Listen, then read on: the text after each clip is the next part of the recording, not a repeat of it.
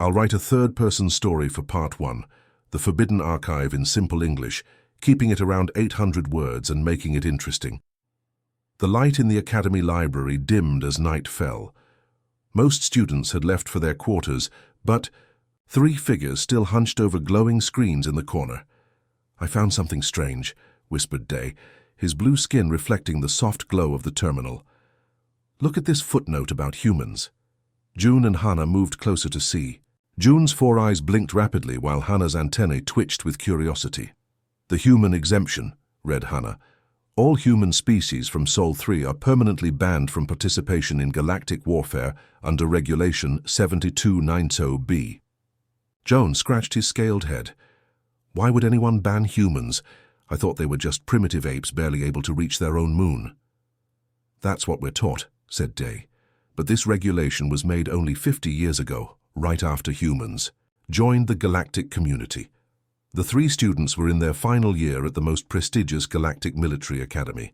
Dai specialized in tactical analysis, June in weapons systems, and Hannah in military history. Their final project required them to analyze historic conflicts, but this human mystery had captured their attention. "Let's ask Professor Minho tomorrow," suggested Hannah. The next day, Professor Minho's tail swished with irritation at their question. "Humans are a protected species," he said firmly. "Too primitive for the complexities of galactic warfare. Now focus on your assigned studies." But his eyes shifted away when he spoke, and his skin turned a deeper shade of green. The students recognized the signs of deception. "He's hiding something," whispered June as they left class. "Did you see how his breathing changed?" Day nodded. "We need to look in the restricted archives." Accessing the restricted section required high-level clearance, but Day had secretly developed a program that could bypass security. That night, while most of the academy slept, they snuck into the Central Data Hub. "I can get us in, but we'll only have 10 minutes before the system detects us," warned Day as his fingers danced across the control panel. "Search for the Proxima Centauri incident," suggested Hannah. "I saw it mentioned in connection with the human ban."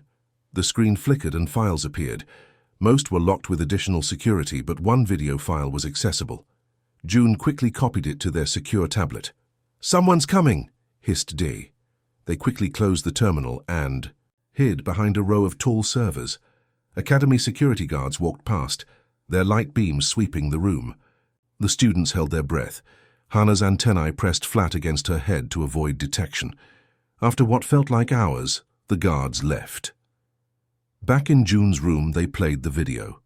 It showed a space battle near Proxima Centauri. Massive.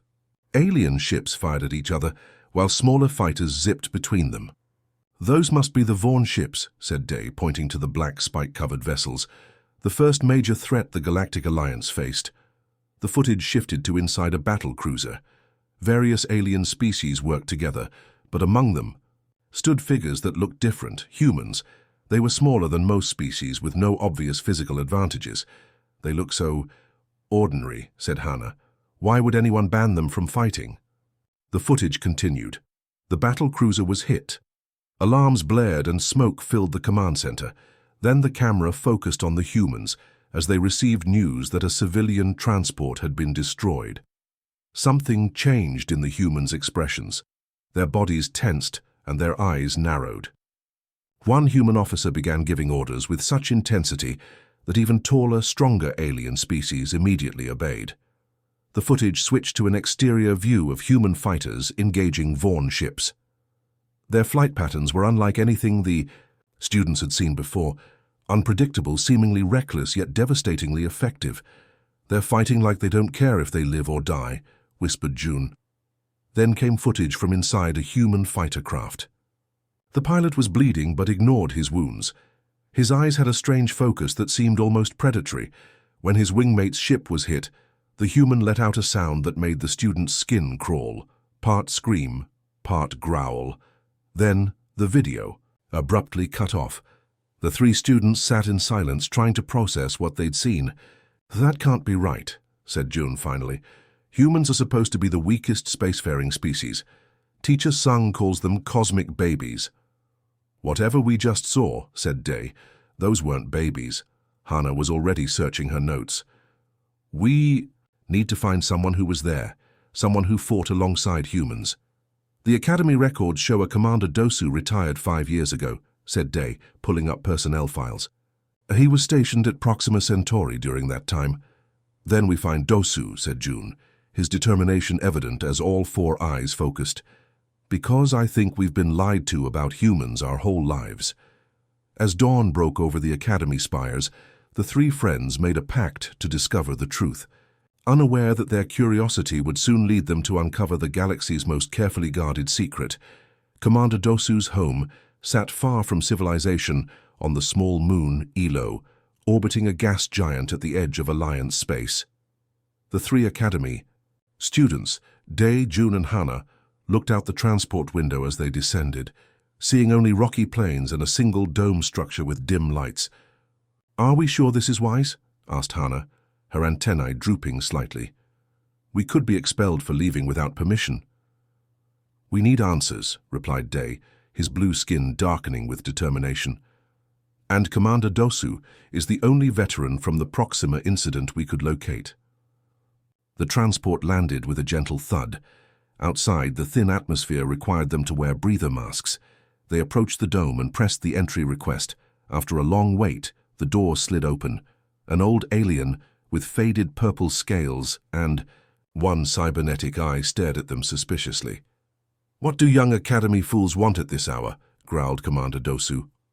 Despite his age, his massive form still showed the strength that had made the crack species famous warriors. "Commander Dosu," June bowed respectfully. "We're researching the Proxima Centauri incident and—" The door began sliding shut. Day quickly placed his hand in the way. "We know about the humans," he said quickly. The door stopped. Dosu's biological eye narrowed. "You know nothing," he said quietly. "Go back to your studies." "We saw the footage," pressed Hana. "We know humans fought in that battle before they were banned." Dosu stared at them for a long moment, then sighed deeply. "You aren't going to leave, are you?" When they shook their heads, he stepped aside. "Come in then, but you will not like what you hear." Inside, the dome was sparsely decorated with military medals and strange artifacts. A tattered Alliance flag hung on one wall. Dosu offered them seats and poured a strong-smelling liquid into cups. 30 years, he said, settling into a chair that creaked under his weight. 30 years I've been here trying to forget." "Forget what?" asked Day gently. Dosu's cybernetic eye whirred as it focused. "The Council tells everyone that humans are banned from warfare because they're primitive and need protection. A convenient lie." He took a long drink and continued. "I commanded the 5th Fleet during the Vaughn invasion. We were losing badly. The Vaughn had technology we couldn't match and they showed no mercy. The Council was desperate. They had just welcomed humans into the galactic community. Humans had only basic space technology, but seemed eager to help. Someone suggested we use them as auxiliary troops. But humans aren't physically impressive," said June. "Most species outmatch them in strength, speed, or sensory abilities." "True," nodded Dosu, "but the Council's psychologists noted something unusual about human psychology. They called it adaptive stress response or something fancy. We just wanted warm bodies to slow the Vaughn advance." Dosu's hand trembled slightly as he refilled his cup. At first, the humans performed as expected, adequate but unexceptional. They followed orders and seemed almost timid compared to other species. Then came the Battle of Proxima Centauri. The commander's voice grew softer. The Vaughn targeted a civilian transport. 3,000 refugees, mostly children, being evacuated from the front. The humans witnessed it happen. Dosu fell silent. The students leaned forward. "What happened next?" whispered Hana. "They changed," said Dosu. "In all my years of combat, I've never seen anything like it. Your teachers tell you that warfare is strategic, calculated, rational. But humans, they have another mode of fighting. The Vaughn had surrounded my command ship. We were preparing to make our final stand when the human vessels broke formation. Their commander, I still remember his name, Captain Kim, his voice changed when he spoke. He said they would make the Vaughn pay." Dosu stood and walked to a locked cabinet. He opened it with a retinal scan and removed a small device. This recorded the human communication channels during the battle. It's strictly forbidden to possess this, but I kept it to remind myself. He activated the device. A human voice came through, speaking in short, harsh sentences. Even through the translator, the students could hear something primal in the tone. Those smaller human ships, continued Dosu, they did things no trained pilot would do. Suicidal maneuvers. Impossible. Risks. They fought as if possessed. Did they win? Asked Day. Yes, said Dosu quietly. 17 human ships against a Vaughn battle group. They should have been obliterated in minutes. Instead, they destroyed the entire Vaughn force. Only 3 human ships survived. He looked directly at them. But that's not why humans were banned. It's what happened afterward.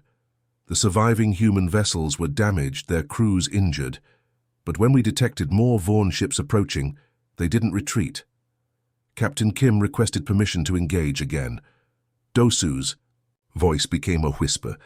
And my own crew, veteran warriors all, they wanted to follow. I saw it in their eyes. Whatever drives humans in battle, it's contagious. The commander turned away. I've said too much. The council banned humans because they feared what they had discovered. A species that fights differently than any other in the galaxy. A species that can inspire others to do the same. As the students left, Hana looked back at the lonely dome. We need to see the classified records, she said. We need to know exactly what humans are capable of. None of them spoke on the return journey, each lost in thought about what could possibly be so dangerous about humans that the galaxy needed protection from them. Back at the academy, the 3 students gathered in Day's room with the door locked and security jammers activated. The information from Commander Dosu had left them with more questions than answers. We need to find concrete evidence, said Day, his blue fingers typing rapidly on his console. If what Dosu said is true, there must be records in the Academy's highest security archives. June looked nervous. Breaking into restricted files is one thing, but the classified archives, that's a direct violation that could get us mind-wiped. We don't have a choice, said Hana, her antennae rigid with determination. I used my family connections to get this. She held up a small crystal key. My uncle works in Council Intelligence. This is a temporary access token that will give us 15 minutes in the system. Day's eyes widened. How did you... Don't... Ask, Hana cut him off. Just make it count. Late that night, they slipped into the central archive hub beneath the academy. Unlike the library's bright spaces, this room was cold and dark, illuminated only by the soft glow of security fields. Dai inserted Hana's crystal into the main terminal. Working, he whispered, as screens of data flashed before him. Searching for human combat records, filtering by security classification. There. The screen showed a folder labeled Human. Combat Analysis, Classification Level Omega. That's the highest security rating, breathed June. Even senior military commanders don't have Omega clearance. Day quickly opened the files. We have 13 minutes left. Download everything. You can. The first document made them freeze. It was titled Berserker Protocol, Human Combat Response Analysis. Berserker? Asked Hana. What does that mean? It's an old human term, said Day. I studied some human history. It refers to ancient warriors who fought in a trance-like state, a fury. The report contained detailed biological scans of human soldiers before, during, and after combat. Charts showed dramatic changes in brain activity and chemical levels when humans entered what the report called protection response, or vengeance state. Look at these hormone levels, said June, pointing to a graph. When humans are threatened, their bodies produce chemicals that block pain and fear. But when others under their protection are threatened, the response is 10 times stronger. Another file contained battle statistics that seemed impossible. A single human ship designated Defiance had destroyed 7 Vaughn vessels before being disabled. The pilot had suffered injuries that should have been incapacitating, including multiple fractures and severe blood loss, yet continued fighting until rescue arrived. How is this possible? Whispered Hana. June opened another file, medical examinations of alien soldiers who had fought alongside humans. Their brain scans showed unusual patterns similar to those of human fighters. Cross-species neurological contagion, read the medical report. Proximity to human combat behavior triggers dormant neural pathways in allied species, resulting in modified risk assessment and increased aggression. That's what Dosu meant, said Day. Fighting alongside humans changed his own soldiers. The next document chilled them to their cores. It was the final recommendation from the Galactic Council's Military Ethics Committee. While human combat effectiveness is undeniable, their methods present a fundamental threat to civilized warfare. Humans do not fight according to logical risk, assessment, or strategic calculation. They fight with emotional intensity that overrides self-preservation. Most concerning is their ability to inspire similar behavior in other species, potentially destabilizing the balance of galactic power. We therefore recommend immediate prohibition of human participation in any military conflict. Attached was footage labeled Civilian Rescue Attempt, Proxima Secondary Station. The video showed a human soldier entering a burning structure after an attack. Medical scans overlaid on the footage showed the human's vital signs were already critical from previous injuries. Against all logic, the human continued deeper into the collapsing building, eventually emerging with 2 alien children before the structure imploded. The human did not survive. A notification flashed on their screen. 3 minutes remaining. There's more here than we can process, said Day, downloading as much as possible. The final document they opened was a psychological assessment of human combat motivation. Unlike other species who fought for territory, resources, or dominance, humans appeared to fight most effectively for abstract concepts: freedom, justice, revenge, protection of others. This makes no evolutionary sense, the report concluded. Species that sacrifice individual survival for abstract principles should not persist. Yet in humans, this trait appears to be their greatest strength in warfare. The screen suddenly went dark as their access expired. Back in Day's room, they sat in silence, trying to process what they had learned. The galaxy isn't protected from humans, said Hana finally. The galaxy is protected from becoming like humans. We need to see them, said June suddenly. We need to go to Earth. That's insane, replied Day, but his voice lacked conviction. Is it? Asked Hana. We've seen the files, heard Dosu's story, but we still don't understand. These creatures that look so harmless but fight with such intensity, we need to see them in their natural environment. Day sighed, knowing his friends were right. I'll forge travel documents. We leave at the end of the academic week. None of them slept well that night, their dreams filled with images of soft-skinned creatures with eyes that burned like fire. Earth surprised the 3 alien students. Despite being one of the most controversial planets in the galaxy, security at the spaceport was minimal. Day, June, and Hana had traveled under the guise of cultural researchers, their falsified documents stating they were studying pre-galactic civilizations.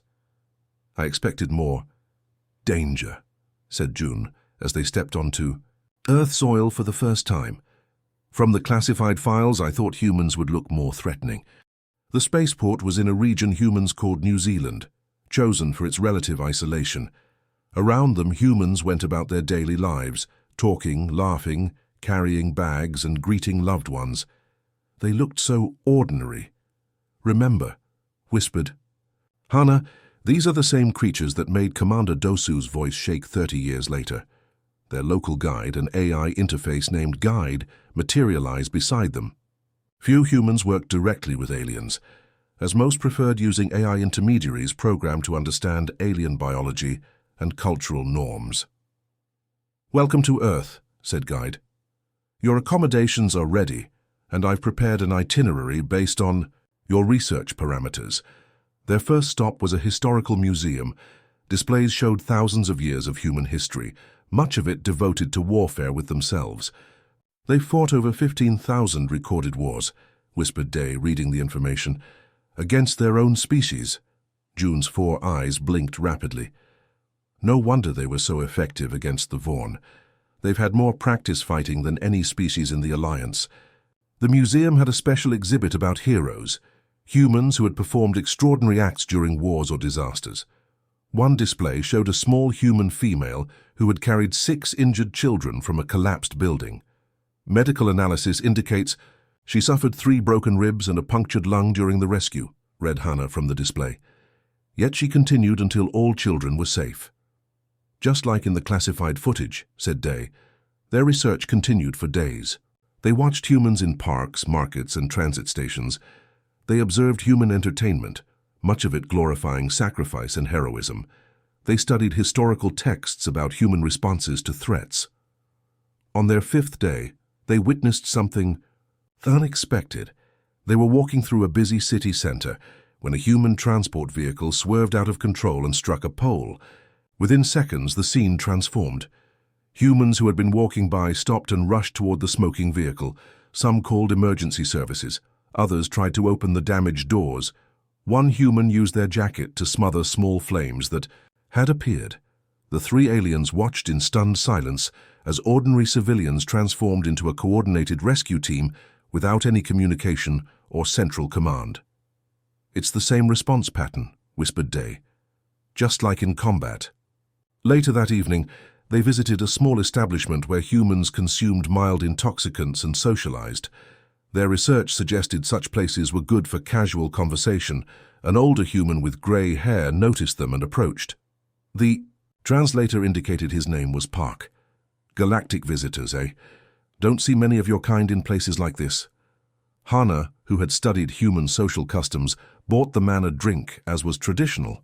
After some small talk, she carefully steered the conversation. We're researching human emergency response behaviors. We saw an accident today and were impressed by how quickly bystanders helped. The man nodded. That's just what people do. But there was no obligation, said June. No hierarchy, no directive. Park looked at them strangely. You don't need orders to help someone in trouble. Have you ever been in such a situation? Asked Day. Nothing special. Served in the peacekeeping. Forces years back. Korea sector. He sipped his drink. Saw some tough things. How did you handle danger? Asked Hannah carefully. Park's eyes grew distant. You don't think about it. When your friends are in trouble, you just act. Even at risk to yourself? Pressed Day. Especially then. Park finished his drink. That's what separates people from machines. Isn't it? We don't calculate odds when someone needs help. As they left the establishment, June was unusually quiet. What are you thinking? Asked Hannah. I'm thinking we've been wrong about humans all along, said June. The council banned them because they're dangerous, yes, but not because they're primitive. They're dangerous because they've evolved differently than us, agreed Day. While our ancestors were developing logical decision-making, humans were developing something else entirely. Empathy as a weapon, whispered Hannah, the ability to feel another's pain so strongly that they'll ignore their own survival. The next morning they received an urgent message from the academy. All students were being recalled immediately. Something's happening, said Day. We need to get back. As their ship lifted off from Earth, the 3 friends looked down at the blue planet, understanding at last why the galaxy both feared and needed its most unpredictable species. The academy was in chaos when Day, June, and Hannah returned from Earth. Emergency alarms echoed through the halls, and students rushed in all directions. Senior officers barked orders, while tactical displays showed fleet movements across multiple star systems. What's happening? Day asked a passing instructor. The Vaughn have returned, replied the instructor, not slowing his pace. A full invasion force this time. They've already taken 3 outer colony worlds. The 3 friends exchanged worried glances. Their research on humans suddenly seemed more relevant than they had imagined. We need to speak with the Academy Council, said Hannah. Now, using her family connections again, Hannah secured them an emergency hearing. 3 senior Academy officials sat behind a long table. Director Sung, Combat Instructor Yoon, and Strategic Analyst Tae. You have 5 minutes, said Director Sung sharply. Our forces are mobilizing. We know the real reason humans are banned from galactic warfare, began Dee without preamble. And we believe the Council must reconsider that ban immediately. The officials stiffened. Instructor Yoon's eyes narrowed dangerously. You've been accessing classified information, she stated. That's a serious offense. More serious than losing. The war? Asked June, stepping forward. The Vaughn caught us by surprise once before, and only human intervention saved us. We may need them again. Director Sung leaned forward.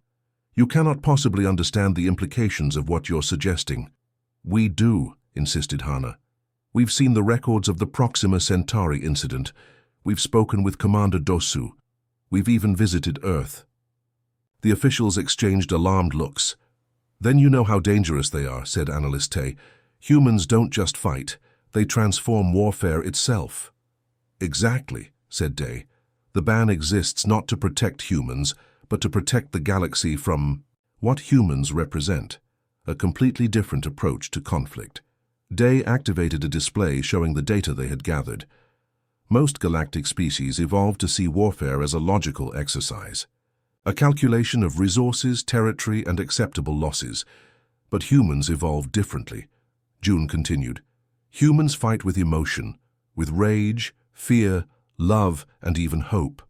They will sacrifice themselves not just for their own kind, but for any beings they consider worth protecting. What's worse, added Hana, they inspire the same behavior in others. That's what truly frightens the Council, isn't it? Not that humans are dangerous fighters, but that they make everyone around them fight differently. Director Sung's face had gone pale. You don't understand what you're asking. If we invite humans into this conflict, warfare in this galaxy will never be the same. It's already changed, argued Day. The Vaughn don't follow the rules of civilized combat. They target civilian populations. They destroy ecological systems. They leave nothing alive. And humans fight that way too, countered Instructor Yun. No, said Hana firmly. That's what we learned on Earth. Humans don't fight to destroy. They fight to protect. There's a crucial difference. The room fell silent as the officials considered their words. Finally, Analyst Tay spoke. Even if what you say is true, the Council will never agree to lift the ban. The risk is too great. Suddenly, the emergency sirens changed tone, becoming more urgent. A communication officer burst into the room. Directors! The Vaughn have broken through our outer defenses. They're heading toward the central systems. The tactical display updated, showing a massive Vaughn fleet pushing toward the heart of Alliance space. Red warning indicators flashed across dozens of populated worlds. Our forces are outmatched, said the officer grimly. Fleet commanders are requesting permission to fall back to defensive positions. Director Sung closed his eyes briefly. When he opened them, his resolve had hardened. Perhaps, he said quietly, there are times when the old ways must change. Turned to Analyst Tay. Prepare a diplomatic vessel immediately, the fastest we have. Sir, asked Tay. We're going to Earth, replied Sung, and we're going to ask for help. As the officials rushed out, the three students remained in the suddenly quiet room. We did it, whispered June. They're going to recruit humans again. Yes, said Day, watching the tactical display as more red warnings appeared. But at what cost? Hana stepped forward, her eyes fixed on the image of Earth displayed on their research files, a small blue planet that had been deemed too dangerous to join galactic conflicts. The galaxy wanted peace so badly that they banned the one species. That understood the true cost of war, she said softly. Now we'll all learn what humans have always known. What's that? Asked June.